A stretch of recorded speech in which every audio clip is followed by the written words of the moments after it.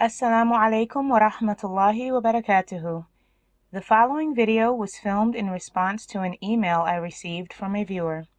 When embarking on this YouTube platform, never had I imagined that sharing the bits and pieces of my life's journey would gather such a vast audience. It is now at the point where I cannot even answer some questions from viewers because, although I am connected, these events took place before my time. So, as the viewer mentioned in the email I will show you shortly, I asked my father if he would join me to make a video response. This turned out to be even better when he brought his companions along who have all worked tirelessly over the course of 50 years to give us the life, comfort, and freedom to practice Al-Islam in our country, the United States of America. My name is Shamaila Khanum Qadriya, and it brings me such joy to have these honored guests speaking on their life's journeys, which brought them to this point today. Please enjoy.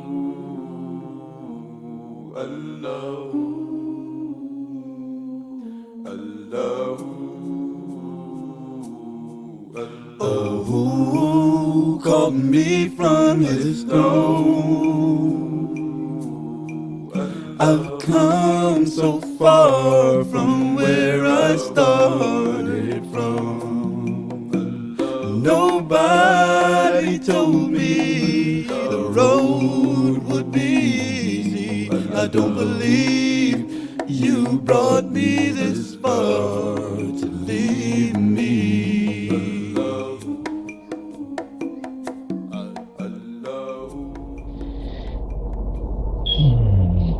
سبحان الله والحمد لله ولا إله إلا الله والله أكبر ولا حول ولا قوة إلا بالله العلي العظيم.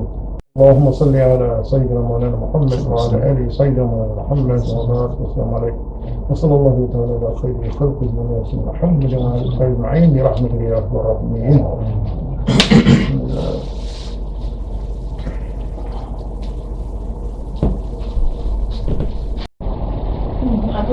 Did you say that somebody went out ahead of you, in California and bought a Zavia there?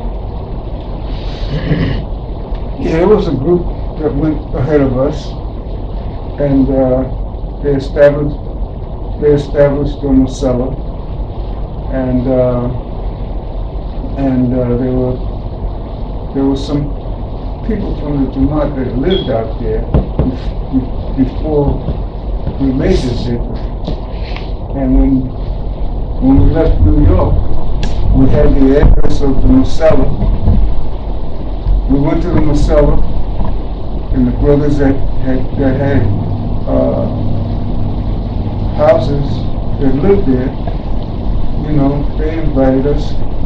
The men stayed at the Masala, and the ladies and the children stayed at different people's houses.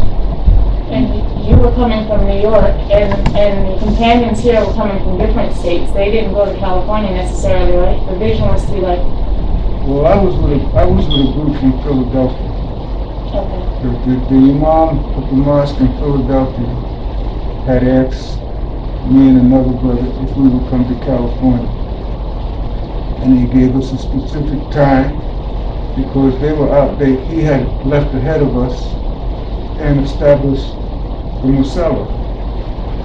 And we came a couple of weeks later, and we stayed at the Musala. Excuse me. And the ladies and the children stayed at the homes of the people that were already established there. It was really interesting because these houses were overrun, and for the most part it was just women and the children. Even the young boys stayed at the Masala with the men, so it was the women and all the little girls. And that's how we got established. And then we went trying to find work in different places, and we even did days labor because it's very hard to get established, especially when they're already broke. We were poor people. We didn't have the money that the youth has today. The jobs wasn't paying like they and we went to days labor places, and You know, I was fortunate because I had a skill. I drove an 18-wheeler, and I knew I was a tailor also. I made clothes for people, and but we took care of each other. You know, when we did finally get our own apartments, we put maybe 2 or 3 families in there, depending on how large the house was, so that 6 and 8 families wouldn't be all stuck in one dwelling. And that's how that's how we got started. And we all ate out of the same pot. We practiced sunnah. We put the ma'ida down on the floor, and You said you came from the Philadelphia area. Was that did Ustaz Uncle Yahya, was he in that area, or did you start in a different area? I was in that area, but I had gone to Pakistan before I made Hijra. And I'm not sure when Hijra actually took place because I traveled so much after I came back. But my family finally joined me when I made it to Texas. So I had been in Canada, DC, California, and stayed for varying amounts of time teaching. But finally, when I went down to Texas, my family actually joined me then. So that was several years later, after all the main hijras had taken place, which was already, and that place was already established. Kansas City. Kansas City before Texas. Oh yeah, Kansas City too. Yeah, I was there. Yeah, my family did come here. So we were. I guess we were in Hijra mode with Kansas City. Yeah, sure right. And then eventually they came down to Texas. I think I drove from Kansas City to Texas, and they had gone to live back in Philadelphia, I think. And I finally, got them to come down to Texas.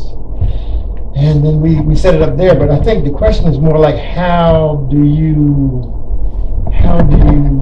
accomplish that goal? How do you start from nothing to actually moving to a place to set up a new life? I think that's kind of like the question. That's what I took to be the question, more so. And we had the advantage of having Shaji, Murshid, Kama, actually direct and supervise and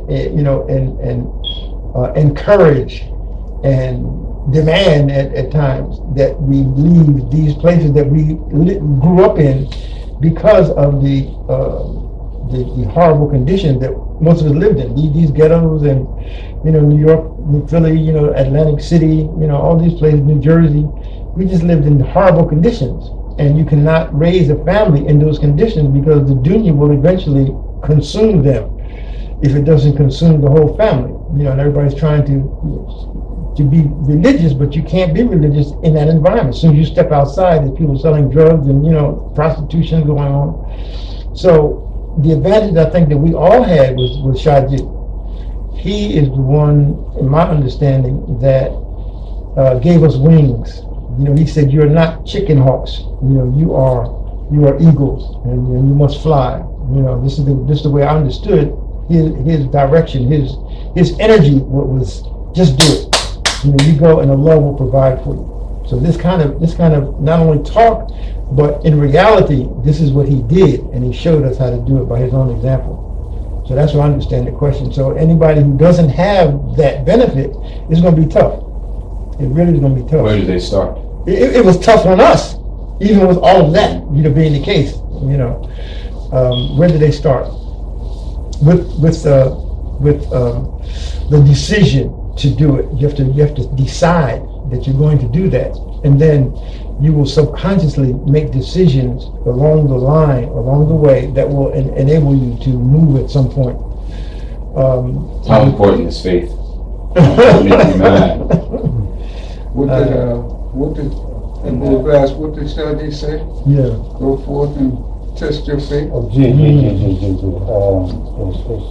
beautiful point that even Allah subhanahu wa ta'ala, you mentioned faith. Allah subhanahu wa ta'ala is indeed, mashallah, guiding us, because before Shasa came here, Khalifa Yahya used to have classes, and he talked about a thing called a rabat. A rabat is involved in moving to a secluded area, away from the general population of the dunya, and practice religion. And this is consistently throughout Islamic history. Shah came in and put it into motion.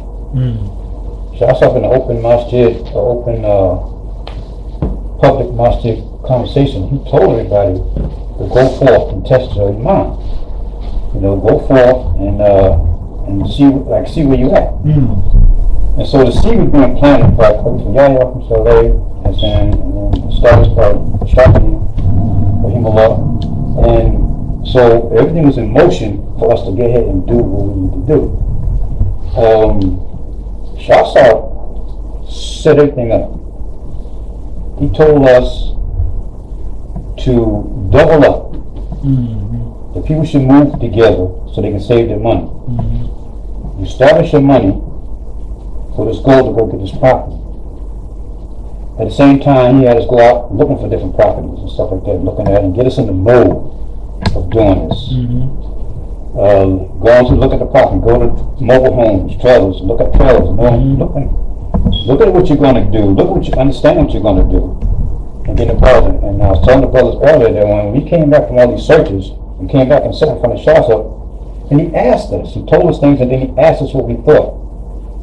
And then he asked us, one by one, what do you think? Okay, what do you think? What do you think? So you was invested in everything that was going on by Allah's rahmah. You know what I'm saying? So that goes back to my mention earlier about having, Ismail talked about having more seed. He helped us along the way and showed us how to get out of these because we were stuck in the city. That's all we knew. You know, and think about leaving the job, leaving your own, you know, hood, your own things where you were comfortable at. And he established that whole thing to get us to go and go out there. You know, it's like Sayyidina Ibrahim and Sayyidina Caba. Just go. You know, and then Allah takes care of the whole thing. You mentioned faith, you know. And we had the Quran and the Sunnah, and we had the discourses about mercy. They help us stay together, help us stay focused. But individually, what drove each of you to believe in that vision? Individually, Allah's gonna plant it individually. You know, we all have different stories of what made us go further. Because remember, the California move, okay? I didn't understand it. And so I went, we had a conquer in East New York, on Georgia Avenue. And every morning, Khalif Yahya would sit down after the Fajr and he would read, give a little dars. And I went there one morning to the conquer and there was nobody there. But the question in my mind, what am I going to do? All my companions, everybody's going to California, what am I going to do? So I sat there in an empty conquer. It's like, well, mashallah. And Allah wanted to send Khalif Yahya, who I came to go see, wasn't there. Allah went without a center. Walked in, walked around the room and sat in there, and he looked at me and says, you know, Assalamu alaikum, how you doing? That opened the door. And I was like, subhanAllah, and I asked him questions. He sat down and gave me a personal conversation. He told me, he said, if you don't know about the California move and you have any questions, then don't go. You know, maybe it's not for you, whatever. Right? So, as opposed to everybody just jumping along the board and following everybody, that became my understanding of what I should do. Alhamdulillah, later on, the Islamberg thing came about, and alhamdulillah, Allah gave me then, you know, clarity as to what to do. And alhamdulillah, I was among the first, you know, Jamaat members of we had like 13 of us, and we went up there and we did it or whatever. And so I was in, and that kind of like from the ground up, even though Shah had already established that. It made us look like we was the pioneers, but Shah had already established it. You know, so it's important. The mercy community, the guidance is very, very important. Has to focus, you know, so sister has to find you know, if she's going to follow some of our directives in this conversation, she has to recognize. She has to seek the intermediary. She has to, you know, from the Jamaat. She has to like join the Jamaat to get some clarity as to what to do, or her and the group are going to have to find an imam that's going to help guide them, you know, as to where they go, because there has to be some type of what I'm looking for, some type of criteria set up and some type of guideline, and something that's going to bring them back on the focus, because it's still going to be many tests, many tests. Personally, because of knobs, so there's going to be many tests, and we're going to be wayward and stuff like this. You know, Allah invites us. He sends us individually an invitation to do good deeds. But we have to accept that invitation. And once we accept that invitation, then He shows us a way to do good deeds, and then we must do the deeds. So, you know, in case of wanting to make hijrah, to go into the country and, you know, establish a farm and, you know, the place where you can sustain life, you just have to do that. You have to find other people who are on the same page, you know, and decide to do that. But somebody has to really know Islam, because you can't. I was agreeing. I mean, you know, Ati Allah wa Ati Rasul ulul amri minkum. So there has to be a hierarchy of the authority over you in order for you to be able to follow. And the amri minkum, or the authorities from among you, are the imams of the four schools. You have to have a madhab. You have a madhab, then you have people that are understanding Islam in the same way that you're understanding. So get together with a few of those people, go buy some land in the country, and then, you know, go live on it. But it's really not any more difficult than that. All the things leading up to going to buy the land is what we're talking about, though. And once you get the land, then it's just land. Now you got to go make it work. I agree with the sister's question, because we all, in my personal opinion, in making hijrah, I've always looked at Bourbia and the Bourbion's establishment of this property we're on right now, and those of their companions as a focal point. So, what about the aspect of, when we think about the hijrah, the blueprint is really Sayyidina Rasulullah, because his community, the first parts of the ummah, actually made hijrah from Mecca to Mukarramah to Medina to Munawwar, right? So, can you talk about that a little bit? You know, if the sister's striving, it sounds like she's looking for a beacon of light, someone to guide her. Is it safe to say you start with your community, find a community, within that community find the imam, and find scholarly people who can direct you in the way of Holy Quran and the Sunnah of Rasulullah sallallahu alaihi wasallam? Maybe is that something you can? Yeah, I was going to say that. Well, in the case of Abu Rabi and myself, who with Allah Ta'ala's mercy, we are the two last survivors of the original crew that made hijrah from New York to South Carolina. And I'd like to answer the question in this way, because all of us are part of what used to be called the Dar al-Islam community, the Dar al-Islam movement. And that movement became the largest indigenous African-American Sunni Muslim movement in the country. And as such, we drew a lot of attention from the international Muslim community. And the result of that was that Khalid Yahya, who was elected as our first imam back in the late 60s, had shepherded our community to a certain point. And that point was the point at which Allah Ta'ala, most merciful, sent our perfect murshid. And the timing of it was so unique, because, to come back to what my brothers are saying as a piece of advice, Allah subhanahu wa ta'ala says in Surah 59th ayat of Surah Nisa, and my brother Yahya had said, Allah subhanahu wa ta'ala says, obey Allah, obey Rasulullah sallallahu, and obey those charged with authority from amongst you. All of us who were in the Dar Islam movement took a bayat because that suggests following those who are in charge from amongst you, that you must have an imam. And you don't have an imam unless you take bayat to that imam.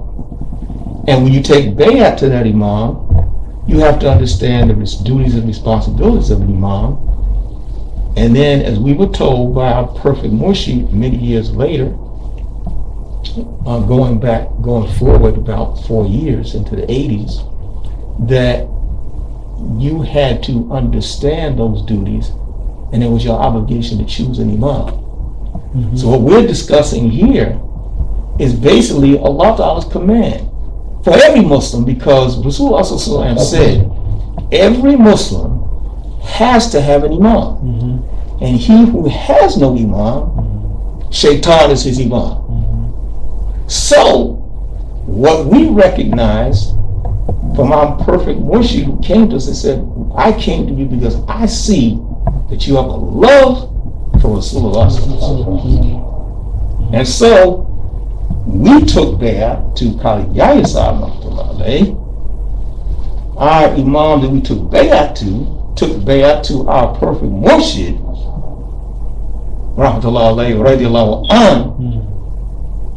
and from there, as my brothers are talking about, the instructions came on a continuous basis of the very things that the Dar Islam movement talked about, but we weren't able to execute because we had good intention, but we had no direction. And this is when Allah subhanahu wa ta'ala sent Hazrat who directed us to move out of these cities that we were being infected and infested in our hearts by staying in them.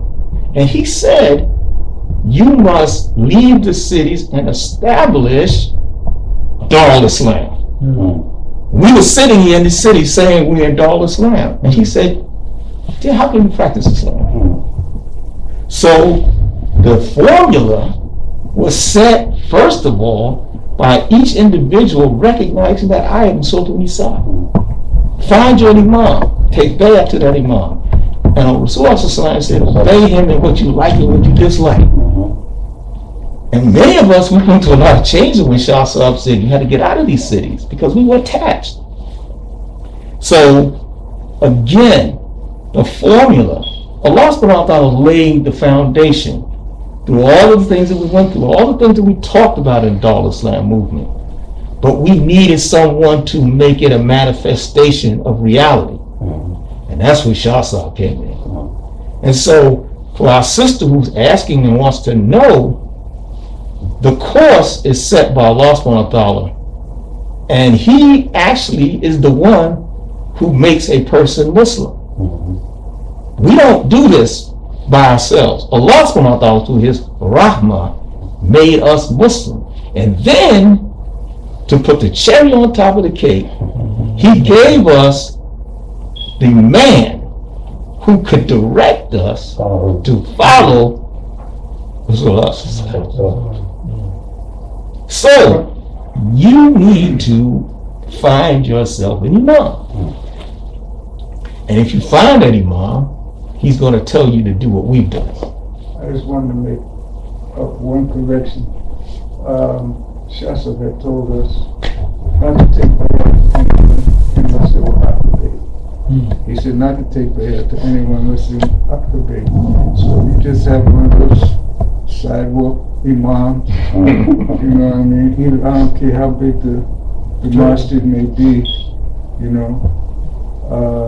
Some imams are like these Christian ministers, just pocketing money. You know what I mean? The difference is Ahl Bayt has a responsibility to Rasulullah and you're more likely to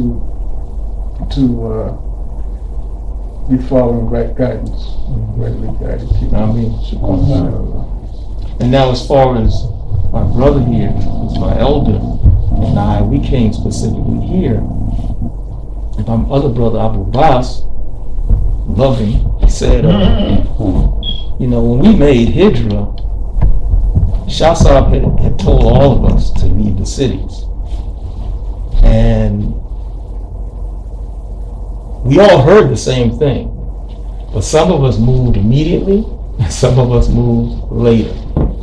And I remember one day when the brothers had gathered in the Holy Conquer, which is a place that's not a masjid, but you make salat there. We had gathered one day, one of our naives at the time, Khalil from Philadelphia, had just come back from overseas. And he put this map of the United States up on the wall. Remember that? He started sticking pins all over these crazy places in the United States. And he turned around and he stuck these pins in the wall. He said, Shah Sahib says, if you're not out of here immediately, I will be sending my tugs to these various places. So the elder that Abu Rabia and myself were connected to make the Hijrah, we called him up and said, look, we got to get them moving, because we were trying to get things in order. As Abu Bas was saying, they're trying to do it in an orderly, organized fashion. And the hourglass had turned upside down and run out of sand, so we had to make a move. So we came down to South Carolina, actually came to North Carolina first, and we started establishing Zaliyah. And one of the things that our Imam, Sheikh Abdul Qadir Jilani, Muhammad Mubarak Ali Shah Jilani, Rahmatullah, told us specifically about our mission when we came here was to establish a place of land we could raise our families in Darul Islam. That means we had to put a masjid up. And the other part of that was that we had to invite the non-Muslims to Islam. We had to invite the Muslims to the Sunnah of Rasulullah Sallallahu Alaihi Wasallam, and then we invite those who were practicing the Sunnah to Tariqah. So it wasn't just about leaving the cities to get out of the degradation that we were raised in. It was also about establishing a place where we could practice our religion and then show people, not just talk to the people, show the people what Islam is about. So that's the vision. Leave the city, find a place of relative seclusion, where you can practice your deen in its truest form, Islam. Exactly. I just wanted to make a note that, we use the word conquer, and a lot of Muslims don't know what conquer means. It actually means Sufi lodge. So that's the other thing. We're practicing traditions of the Sufis. At whatever level we at. Yeah, because back in Brooklyn, Khalifa Yahya had established a Thursday night class. And he dove more into Islamic practices, but you had to go to a substantive class at first. And they'll take people body class, take a class of Islamic class, they'll take a class of angels, class of books. All this series of classes you have to take and pass the test, and then you're invited to the Thursday night class.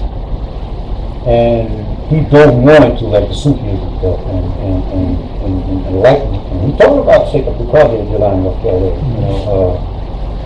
and he talked about a lot of stories came out of Qasim al-Jud, comes out of Sheikh Jilani, all these things that and Allah gave us understanding of some type of clarity for what the stuff. So we was actually calling a place we had in Brooklyn once part of Masala a conquer, because of that same understanding, So we're short on time, so I want to tie the last two parts together and have you actually give just a quick, summary of how these things tie into the urgency of the sister following the vision. So the second thing she mentioned is, although the COVID pandemic has devastated many lives and is a disease that is concerning, I can't help but notice it being used as a means to infringe on our personal freedoms.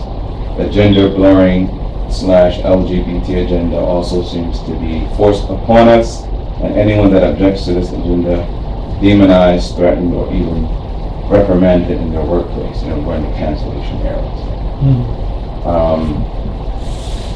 Many in our Ummah also feel this shift and are finding a way to seek refuge in a Muslim community that is self-sufficient. So,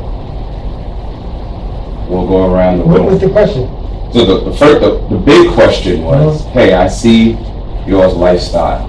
I want that. How do I get there?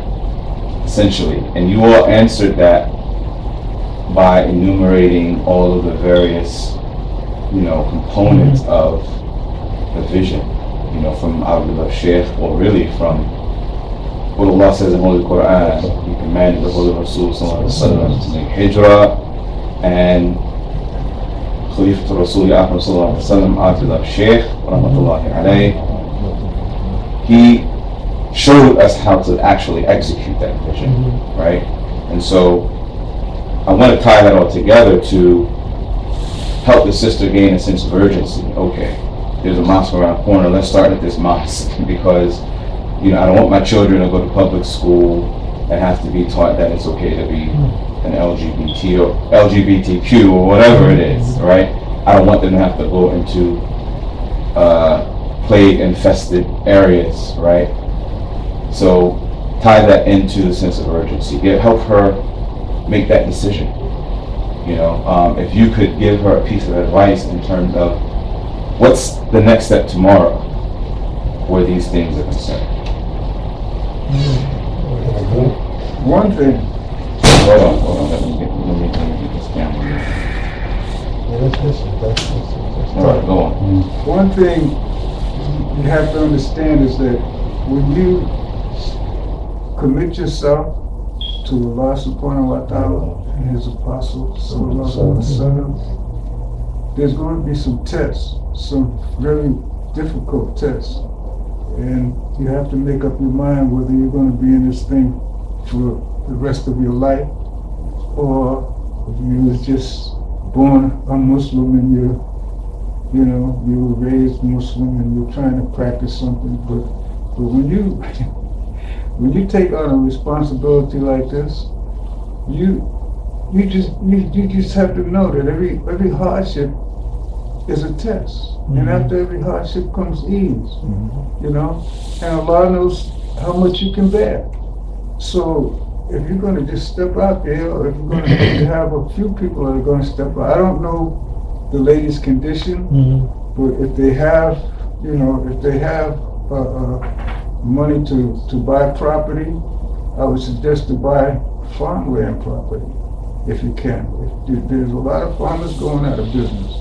You buy farmland property where there's enough to put a few dwellings on, and you can grow your own food, or you can put animals to graze. You have to think, because you're not being pushed out. We were kind of pushed out because we were stuck in those cities. As a matter of fact, what our Sheikh Rahmatullah did, we had a big masjid, and he made everybody get out of their apartments and move into the masjid. And they saved up their money, and we bought land upstate New York. We bought the land upstate New York, but the people were still, city dwellers, so they didn't want to move on the land. They were doing everything they could. We got land. Sheikh said buy land, so we got land. So Sheikh sold them masjid, and they didn't have no place to go, so they went to the land. It wasn't easy, but now that things are kind of leveling out a little bit, now there's no way you could get us to move to the city. You know what I'm saying? There's no way that we would go back to those kind of conditions. So if you decide that you want to do something and you want to step out there, make your plans. We said to find a murshid or an imam that that you can seek spiritual guidance from. But, you know, tell them what you want to do. Sometimes maybe they might even not.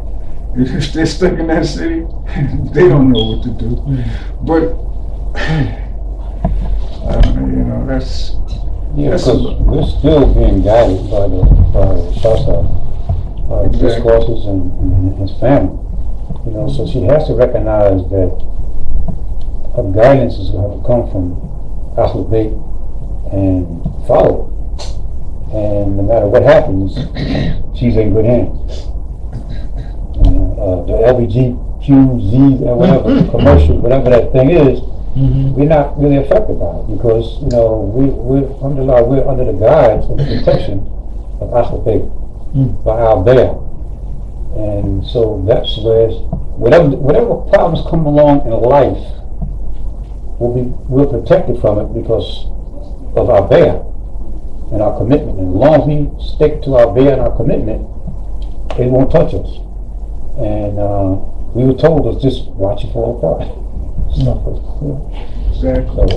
Well, the LGBTQI,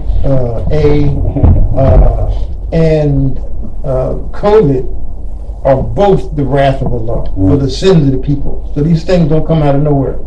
So that's one example. That's one aspect. We can go off into that, you know, just stay in there for a minute. But finding a group of like-minded people that want to do the same thing that you want to do, and we can't do deen by ourselves. You know, no singular deen people now. So, you know, it's you have to find someone who is going to understand Islam and follow. I mean, you know, just get a group of people together and buy some land in the country. Not too far from the city, but in the country, so you can take care of yourself. Another thing to do with them? The only thing I would add is just as my companions have said, the importance really of you having a connection to a community.